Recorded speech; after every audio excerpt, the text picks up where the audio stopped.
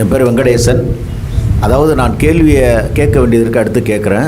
சகோதரி சொன்னாங்க இல்லையா, அதுக்கு சில விளக்கங்களை நான் கொடுத்துட்டு நான் கேட்குறேன். ஏன்னா நான் சுருக்கமாக கொடுத்துறேன். ஏன்னா சகோதரி சொன்ன மாதிரி ஏதோ ஒரு இடத்துல இருக்கலாம், அதாவது 1000ல் ஒரு இடம் இருக்கலாம். அதே நேரத்தில் என்னுடைய மகளுக்கு 2 அறுவை சிகிச்சை செஞ்சுருக்கிறோம். எங்கெங்கே அவசரத்துக்கு ரத்தம் கொடுக்கணும் அப்படின்னாக்கா உடனே ஹாஸ்பிட்டலுக்கு போய் அட்மிட் பண்ணோடனே என் மகளுக்கு கல்லீரல் மாற்று அறுவை சிகிச்சை செஞ்சுருக்கோம். அந்த நேரத்தில் ரத்தம் தேவைப்பட்டது. அதுக்கப்புறம் பித்தக்குழா ஆப்ரேஷன் நடந்தது, அதுக்கு ரத்தம் தேவைப்பட்டது. அப்போ எங்கேயுமே நாங்கள் இதில் உடனே எனக்கு இந்த மாதிரி தான் நம்ம சமுதாயத்தை சேர்ந்தவங்களோட நம்பர் கொடுத்தாங்க. பல்லாவரத்தில் இருக்கிறேன், நான் ஃபோன் பண்ண உடனே 1 மணி நேரத்தில் நாங்கள் ஆஸ்பத்திரிக்கு போயிடுவோங்க, நீங்கள் ஒன்றும் கவலைப்படாதீங்க அப்படின்னாங்க. சொன்ன மாதிரியே 1 மணி நேரத்தில் 2 யூனிட் ரத்தத்தை கொடுத்துட்டு சென்றார்கள். யார்? நாம் கேட்டது யார்? பெறப்பட்டது யார்? ஒரு குழந்தை கொடுத்தது முஸ்லீமாருடைய குழந்தை. அவங்க நான் இந்து பிள்ளைக்கு இதுக்காக நான் கொடுக்க மாட்டேன் நான் சொன்னாங்க. இல்லை, உயிரை காப்பாற்றணும், ரத்தம் கொடுக்குறோம், இது மதம் தேவையில்லை, மனிதாபிமானம் தான் தேவை என்ற அடிப்படையில் செஞ்சாங்க. ஸோ சகோதரி சொன்ன மாதிரியில் நிறைய, அதாவது நம்ம முஸ்லீம் மார்க்கத்தில் தான் எனக்கு நண்பர்கள் நிறைய இருக்கிறாங்க. அவங்களுக்கு நான் வச்சிருக்கிற பேர் என்ன தெரியுமா? அவர்கள் மனிதர்களையும் தாண்டி மனிதருள் மாணிக்கங்கள். அதுதான் அந்த மாதிரி என்னுடைய நண்பர்கள். அவங்க தான் என்னோட 2 மகளுக்கு 2 அறுவை சிகிச்சையும் உதவி பண்ணி அவங்க கூடயே இருந்து கடைசியாக ஒரு நேரத்தில் ஒரு 50,000 ரூபாய் குறைவாக இருக்குது, 6 லட்சம் ரூபாய்க்கு. அந்த 50,000 ரூபாய் கட்டினா தான் அட்மிஷன் போடுவேன்னு சொன்னாங்க. அதுக்குண்டான ஏற்பாடை பண்ணி ஓடி செக்கு வாங்கின்னு கொடுத்து குறும்பேட்டில் இருக்கிற ரயில் ஹாஸ்பிட்டலில் கொண்டு வந்து கொடுத்தாங்க. அந்த மனித நேயத்தை என்ன சொல்கிறது நம்ம இல்லையா? அதுதான் சொன்னேன். அதுதான் வேறு குறிப்பிடவர்களை என்னுடைய அவங்கள தான் ரொம்ப மனசார நான் ஏற்றுக்கிட்ட ரொம்ப நண்பர்களை இன்றைக்கும் என்னை மதிக்கிறாங்க, அவங்கள நான் மதிக்கிறோம். ஒரு மரியாதை இதுதான் இருக்குது. சரி, இது விளக்கம் சொல்லிட்டேன். 2வது நம்ம முஸ்லீம் மார்க்கத்தில் முஸ்லீமுடைய சகோதரிகள் இந்த தலாக் சட்டம் சொல்கிறாங்க இல்லையா, அந்த சட்டம் 3 தடவை சொன்னாலே அவங்களுடைய வாழ்க்கையை முடிஞ்சு போகுன்றாங்க. 2வது இப்போது இந்த மத்திய அரசு அந்த தத்துக்கு தடை போட்டுது. அதை பற்றியும் ஒன்றும் இது பண்ணலை. ஆனால் அது ஒரு சீரியஸான விஷயமா இல்லை சீரியஸ் இல்லாத விஷயமா? இப்போ முஸ்லீமாக பெண்களுக்கு இப்படித்தானா அது வாழ்க்கை? அந்த பெண்களுக்கு ஒரு கேள்விக்குறி தானா அது? அப்போ ஒரு வாழ்கிறாரு, ஒரு முஸ்லீம் பொண்ணை கல்யாணம் பண்ணிட்டு வாழ்ந்துக்கிட்டு இருக்காரு ஒரு முஸ்லீம் சகோதரர். அவருக்கு பிடிக்கலன்னா தலாக்னு சொல்லிட்டு அந்த வாழ்க்கை முடிஞ்சு போச்சு, அவ்வளோதானா? இதுக்கு ஒரு மாற்று வழி இல்லையா? அந்த பெண்களுக்கு ஒரு நிரந்தரமான தீர்வு எதுவும் இல்லையா? அந்த வார்த்தைகளோடு முடிஞ்சு போயிடுமா? இல்லை இதுக்கு உங்களை முஸ்லீம் சட்டத்தில் ஏதாவது இடம் இருந்து அதை நீக்குவதற்கோ, இல்லை இதனால் அந்த பெண்களுக்கு வாழ்க்கை இருக்குது அப்படின்னு நிரந்தரமாக சொல்கிறதுக்கு ஒரு வழியோ ஏதாவது இருக்கிறதா? இதுதான் என்னுடைய கேள்வி. அதே நேரத்தில் இன்னொன்று, இப்போ ஒரு இது சிவில் சட்டத்தில் இல்லாத இந்த சமுதாயத்தில் இருக்குது. ஆனால் சிவில் சட்டத்தை போட்டு என்ன பண்ணாங்க, அதை பண்ணக்கூடாதுன்னுட்டாங்க. அது அப்படியே முடிஞ்சு போச்சு. அப்போ இதுக்கு என்ன வழி? அதுதான் சகோதரர் வெங்கடேஷ் அவர்கள் முதல்ல ஒரு செய்தி சொன்னாங்க. சத்யா அவர்கள் சொன்னதுக்கு ஒரு கருத்து ஒன்று சொன்னாங்க. அது ஒரு தகவல் தான், வேறு ஒன்றும் இல்லை. வேறு அதில் ஒரு தகவல் தான் அவங்க சொன்னாங்க, வேறு ஒன்றும் அதில் விஷயம் இல்லை, கேள்வி இல்லை. கேள்வின்னு எடுத்துக்கிட்டிங்கன்னா தலாக் விஷயமாக சொல்கிறாங்க. முஸ்லீம் பெண்கள் அவங்க விஷயத்தில் ஒரே நேரத்தில் 3 முறை தலாக்குன்னு சொன்னால் அவங்க வாழ்க்கை என்ன ஆகுறது? நம்ம மார்க்கம் ரொம்ப இனிய மார்க்கம், அற்புதமான மார்க்கம் நம்ம சொல்கிறோமே, அவங்க வாழ்க்கை அம்போன்லாம் போயிடும். மத்திய அரசு கூட அதுக்கு ஒரு சட்டம் கொண்டு வர்ற அளவுக்கு, மத்திய அரசு எவ்வளோ அக்கறையோடு ஒரு சட்டம் கொண்டு வர்ற அளவுக்கு இருக்குன்னு சொன்னால் அவ்வளோ பாதிக்கப்படுகிறார்களா முஸ்லீம்கள்? அது குறித்த நிலை என்னங்கிறது தான் உங்களுடைய கேள்வியினுடைய சுருக்கமாக இருக்கிறது. இப்போ இந்த திருமண வாழ்க்கை இருக்குது பாருங்கள், கணவன் மனைவி இணைஞ்சு வாழ்கிற வாழ்க்கை இருக்குது பாருங்கள், அந்த வாழ்க்கையில் இஸ்லாமிய மார்க்கம் சொல்கிற மாதிரி ஒரு சிறந்த அம்சத்தை நீங்கள் பார்க்க முடியாது. இப்போ திருமணம் பண்ணிட்டோமா, ஒரு ஆணையம் பண்ணி திருமணம் பண்ணிட்டோமா, உடனே எனக்கு பிடிக்கலை, நான் உடனே ஓடிடுவேன், நீ உங்கள் அம்மா வீட்டுக்கு போ, அடித்து பின்னி போடுவேன் இப்படிங்கிறதோ, அதே மாதிரி அதுவும் என்னது நானும் உன்னை விட்டு ஓடிடுவேன் இப்படிங்கிறதோ, தாறுமாறாக வாழக்கூடாதுங்கிறத இஸ்லாமிய மார்க்கம் ரொம்ப வலிமையாக எங்களுக்கு சொல்லித் தருகிறது. அதுக்கு ஆதாரம் என்னன்னு கேட்டிங்கன்னா, இப்போ நம்ம வாழக்கூடிய உலகத்தில் முஸ்லீம்கள் நீங்கள் பாருங்கள். முதல்ல ஆதாரத்தை சொல்லிடுறேன், அதுக்கப்புறம் உங்களுக்கு விளக்கம் சொல்கிறேன். நீங்கள் தமிழகத்தை எடுத்துக்காங்க, முஸ்லீமுக்கு உங்கள் ஏரியாவை கூட நீங்கள் எடுத்துக்காங்க. முஸ்லீம்கள் கணவன் மனைவியாக வாழக்கூடியவங்க, நேற்று அவர் தலாக் பண்ணிட்டாரு, முந்தானது இவர் தலாக் பண்ணிட்டாரு, அதுக்கு முன்னாடி அவர் தலாக் பண்ணிட்டாரு, இப்படி நீங்கள் செய்தியை நீங்கள் கேள்விப்படுறீங்களா? நீங்கள் பாருங்கள், நல்லா சர்ச் பண்ணி பாருங்கள். இந்த நிகழ்ச்சி முடிஞ்ச பிறகு பாருங்கள், ரொம்ப கம்மியாக தான் இருக்கும். 100ல் ஒருத்தர் 2 பேர் தான் இருப்பாங்க. குறைவான நபர்கள் கூட அப்படி இருக்க மாட்டாங்க. மீதி எல்லாரும் திருமணம் முடிஞ்ச பிறகு வாழக்கூடிய வாழ்க்கையில் அவ்வளோ பிடிப்போடு வாழ்ந்து கொண்டு இருக்கிறார்கள். ரொம்ப அனுசரணையாக கணவனுக்கு மனைவியும் மனைவிக்கு கணவனும் ரொம்ப அனுசரணையாக விட்டு கொடுத்து வாழ்ந்து கொண்டு இருக்கிறார்கள். அப்போ ஒரே நேரத்தில் தலாக்குன்னு சொல்கிறாங்கல்ல, அது நடக்குதான்னு கேட்டால், இந்தியாவில் 1,00,000 பேர் இருக்கிறாங்கன்னா ஒரு ஆள் 2 ஆள் செய்கிறான். 1,00,000 பேர் இருக்கிற இடத்துல தலாக் ஓடு அப்படின்னு சொல்லக்கூடிய அந்த விஷயம் என்பது ஒரு ஆள் 2 ஆள் செய்கிறான். அப்போ 1,00,000 பேர் இருக்கிற இடத்துல 1,00,000 பேர் நீங்கள் எடுத்துக்கொண்டால் 2 பேர் செய்வார்கள், 3 பேர் செய்வார்கள். ஆனால் மத்திய அரசு ஒரு சட்டம் கொண்டு வர்றதுனால முஸ்லீம்களே இப்படி செய்கிற மாதிரி ஒரு பிம்பம் உலகத்துக்கு தெரியுது. மத்திய அரசு என்ன செய்யுதுன்னு சொன்னால் ஒரு சட்டம் கொண்டு வந்துடுது. என்னப்பா இது அநியாயம் பண்ணுறீங்க, ஒரே நேரத்தில் தலாக்குங்கிறீங்க, இப்படி சொன்னீங்கன்னா என்ன ஆகும், வாழ்க்கை வம்பா போயிருமே அப்படின்னு சொல்லி நாங்கள் ஒரு சட்டம் கொண்டு வர்றோம் அப்படிங்கிற பேரில் சட்டம் கொண்டு வர்றதுனால இந்தியாவில், அதாவது ஒரே நேரத்தில் தலாக்குன்னு சொல்கிறோம் பாருங்க, அப்படி இந்தியாவில் அதிகமானவர்கள் செய்கிறார்கள், நடக்கிறது அப்படிங்கிற ஒரு போலி பின்பம் தெரிகிறது. ஆனால் உண்மை அது கிடையாது. உண்மை என்ன, 99% பேர் அது மாதிரி ஒரே நேரத்தில் சொல்லக்கூடிய தலாக் என்பது சொல்வதே கிடையாது. ஒருத்தர் 2 பேர் சொல்லலாம், இது ஒரு விஷயம். அதே நேரத்தில் ஒரே நேரத்தில் தலாக்குன்னு சொல்கிறோம் பாருங்க, அதை இஸ்லாம் சொல்லவில்லை. அதையும் நீங்கள் புரிஞ்சுக்கிடணும். முஸ்லீமில் 1-2 பேர் செய்கிறாங்க, தெரியாமல் செய்கிறாங்க, இஸ்லாத்தை பற்றி தெரியலை, குரானை பற்றி தெரியலை, தலாக்கை பற்றி தெரியலை, சட்டத்தை பற்றி தெரியலை, தெரியாமல் செய்கிறான் அந்த 1-2 பேர்.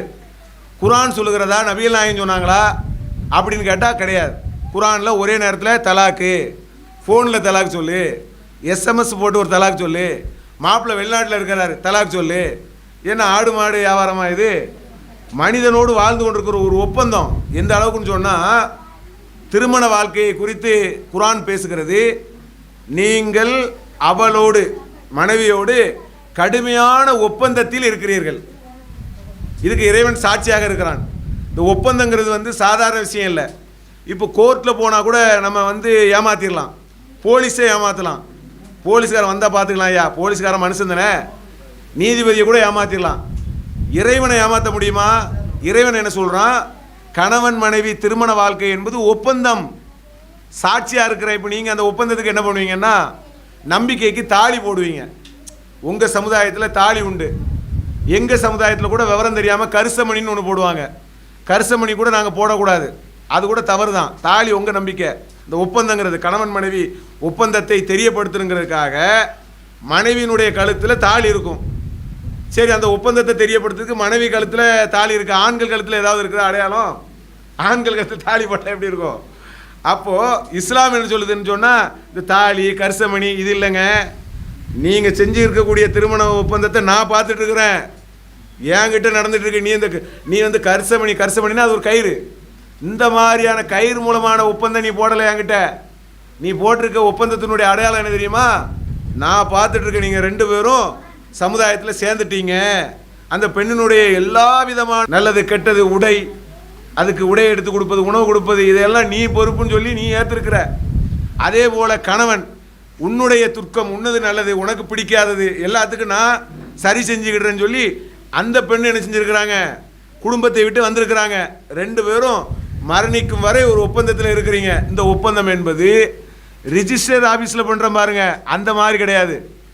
ரிஜிஸ்டர் ஆஃபீஸில் பண்ணாமல் கூட நம்ம திருமணம் பண்ணிட்டா அது இஸ்லாமிய பார்வையில் செல்லும். அந்த ரிஜிஸ்டர் ஆஃபீஸில் பண்ணுற பாருங்க, அது எதுக்கு தெரியுமா? சமுதாயத்தில் 4 பேர் முன்னாமல் எழுதி வைக்கிறோமே, அது எதுக்கு தெரியுமா?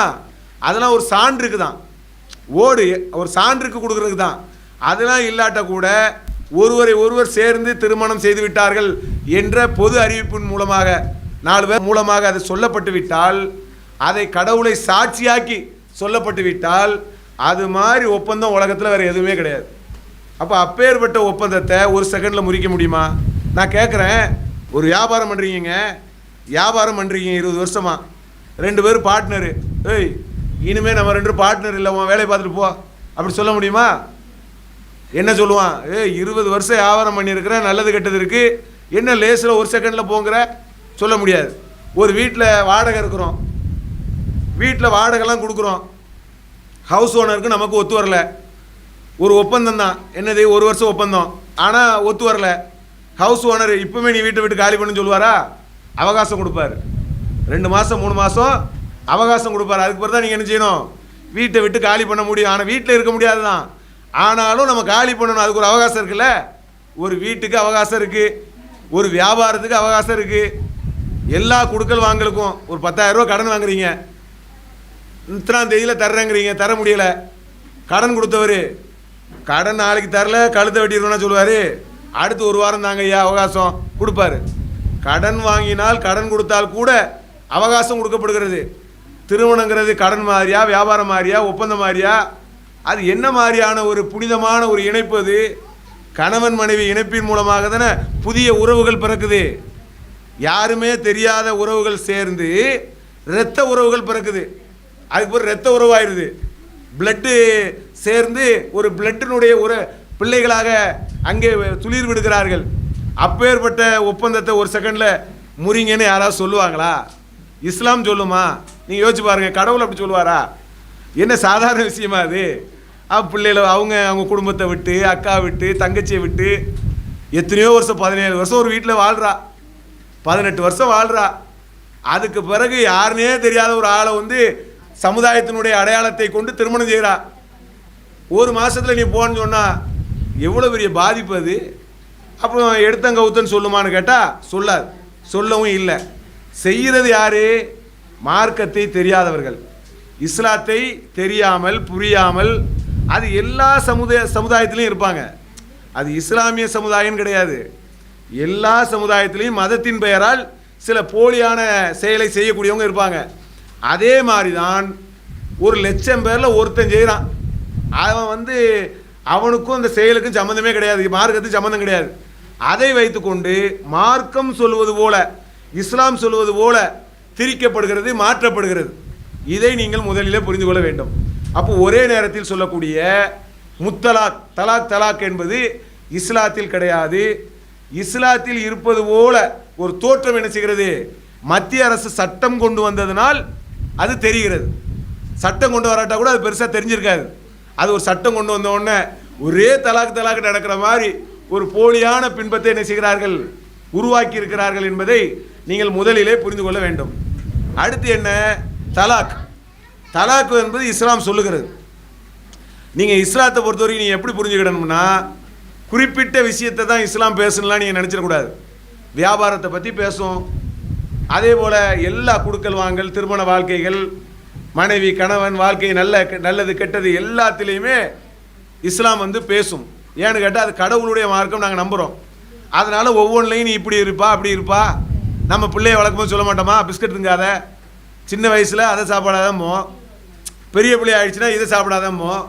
அப்போ ஒன்றொன்னையும் பார்த்து தானே பிள்ளைய வளர்க்குறோம். அதே மாதிரி இறைவன் நமக்கு ஒன்றொன்னையும் பார்த்து சொல்கிற மாதிரி திருமண வாழ்க்கையில் இஸ்லாம் என்ன சொல்கிறது? திருமணங்கிறது நீங்கள் திருமணம் பண்ணிட்டீங்களா, கடைசி வரைக்கும் சந்தோஷமாக வாழுங்க, அதுதான் இஸ்லாம் சொல்லுது. இப்போ நாங்கள்லாம் அப்படி தான் இருக்கிறோம்.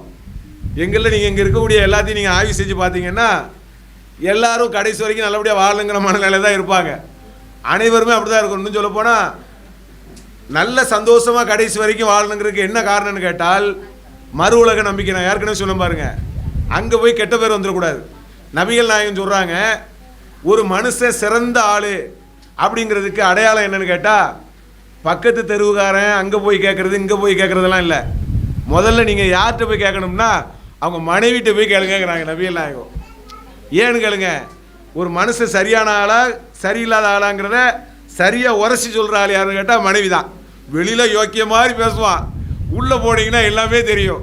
மனைவிக்கு தான் தெரியும், எப்பா இவரா, மனைவிக்கு தெரியும். அப்போ மனைவின்னு தான் நம்முடைய அதிகமாக நேரங்களை பங்கிடுவதனால், தெரிவதனால், சொல்லுக்கும் செயலுக்கும் மாற்றமாக நடப்பதனால் நம்மை நல்லபடியாக கவனிக்கக்கூடிய, ஸ்கேன் பண்ணக்கூடிய இடத்துல யார் தான் இருக்கிறாங்க? மனைவி இருக்கிறாங்க. அதனால தான் ஒரு மனைவி ஒரு மனிதனை சிறந்தவன் என்று சொன்னால் அவன் மிகச்சிறந்தவன் என்பது நபிகள் நாயகம் சொன்னது. இப்போ நாங்கள் மனைவிட்ட நல்ல பேர் வாங்கணும்னு நினைப்போமா, கெட்ட பேர் வாங்கணும்னு நினைப்போமா? யோசிச்சு பாருங்க. அதே மாதிரி வந்து இஸ்லாம் சொல்லுகிறது, நபிகள் நாயகம் சொல்கிறாங்க, உங்களுடைய மனைவிமார்கள், மனைவி என்பவர் அந்த எலும்பு இருக்குது பார்த்தீங்களா, அது மாதிரி வளைந்த எலும்புகள் போன்று நீங்கள் நிமித்த நினைக்கக்கூடாதுங்கிறாங்க. உங்களுக்கு புரியுதா? இப்போ நிமித்தினா என்ன ஆயிரும்? உடஞ்சிரும். வீட்டுக்கு போகிறீங்க, திடீர்னு லேசாக உரசுது, சண்டை வருது. அப்போ நீங்கள் இதை யோசனை வரணும், நம்ம ஒரு லெவலுக்கு விளக்கம் கொடுக்கணும். இல்லாட்டா என்ன ஆயிடணும்? ஆமாம்மா, நீ சொன்ன காக்கா வெள்ளையாக தான் இருந்துச்சு, நீ பிடிச்ச மயில் 3ஆக தான் இருந்துச்சு, உன்ன மாதிரி சமைக்க முடியுமா இப்படின்னு அவங்கள மெருகுற்றி அவங்களுக்கு ஏற்றால் போல போனால் சிறந்தது என்று நபிகள் நாயகம் சொல்லியிருக்கிறாங்க. அப்போ வாழ்க்கையை எப்படி வாழணும்னு கற்றுக் கொடுத்துருக்காங்க பாருங்கள். குர்ஆன் சொல்லுகிறது எல்லா மனிதர்களிடத்திலையும் குறைகள் இருக்கிறது.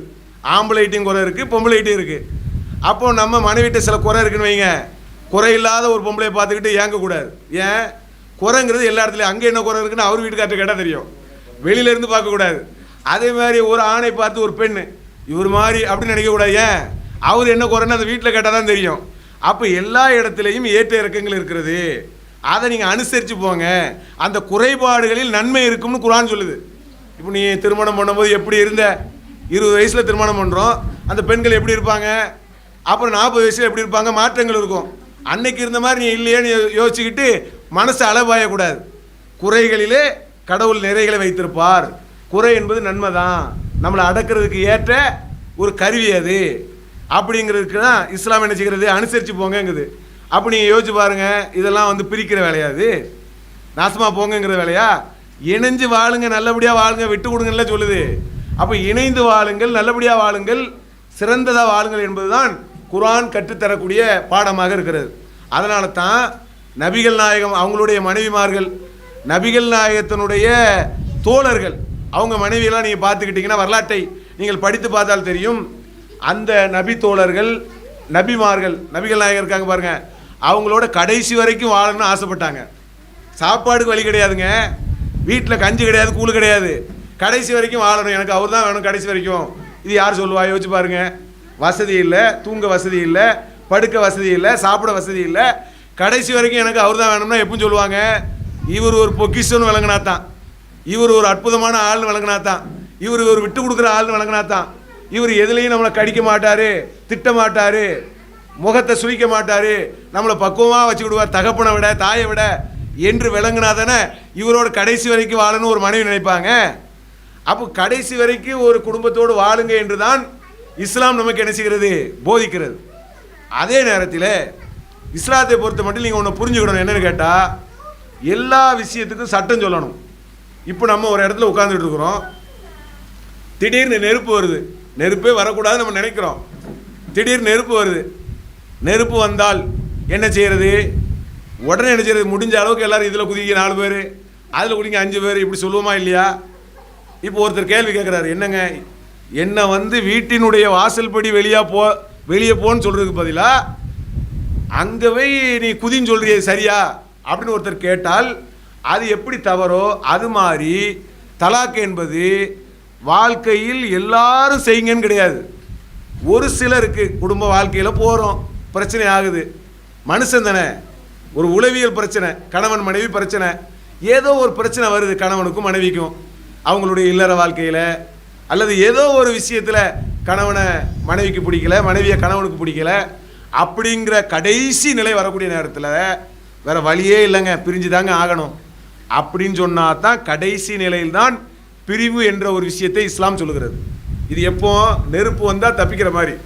நீங்கள் மெட்ரோ ட்ரெயினில் வர்றீங்க, வரும்போது இன்கேஸ் ஃபயர், ஒருவேளை அங்கே ஃபயர் வந்து விட்டால் நீங்கள் இந்த எக்ஸிட்டை பயன்படுத்துங்கள், இந்த டோரை உடைங்கள்னு போட்டிருப்பான், பிரேக்குன்னு போட்டிருப்பான், ஒரு உடைங்கிறான்.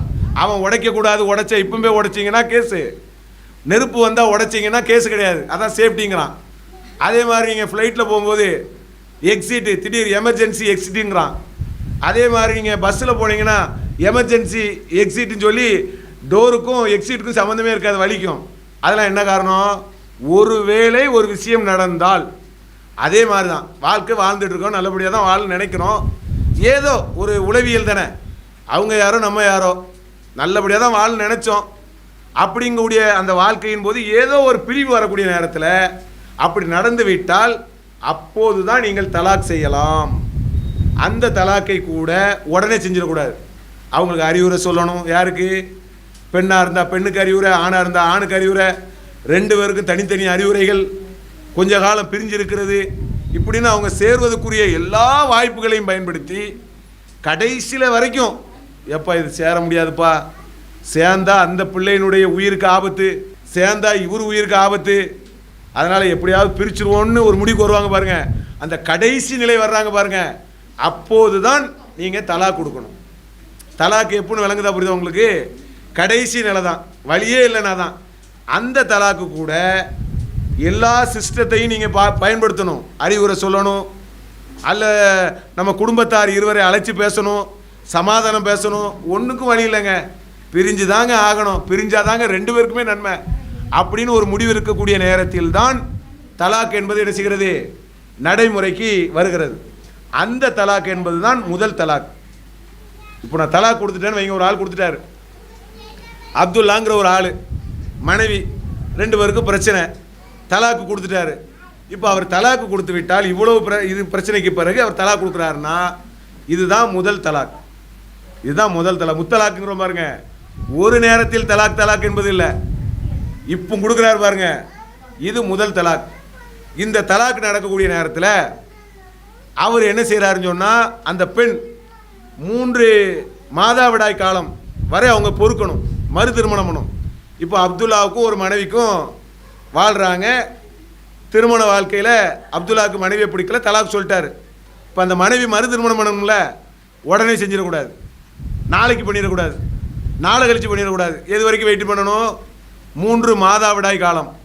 ஏன் அப்படின்னு கேட்டால், அந்த முதல் கணவர் அப்துல்லாவுக்கு அவரின் மூலமாக குழந்தை இருக்குன்னு வைங்க வயிற்றில், அடுத்த நாளே திருமணம் பண்ணால் அடுத்து திருமணம் செய்கிறார்ல அவர் குழப்பத்தை உருவாக்குவார். இது ஏன் பிள்ளை இல்லை, அவர் பிள்ளை, இப்படிலாம் குழப்பத்தை உருவாக்குவார்.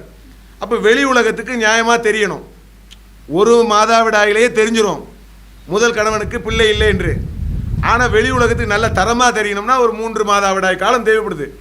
அந்த 3 மாதவிடாய் காலம் கழித்து தான், கிட்டத்தட்ட ஒரு 3 மாதம் வைங்களேன், 3 மாதம் கழித்து அந்த பெண் என்ன செஞ்சுக்கலாம், மறு திருமணம் செஞ்சுக்கலாம்.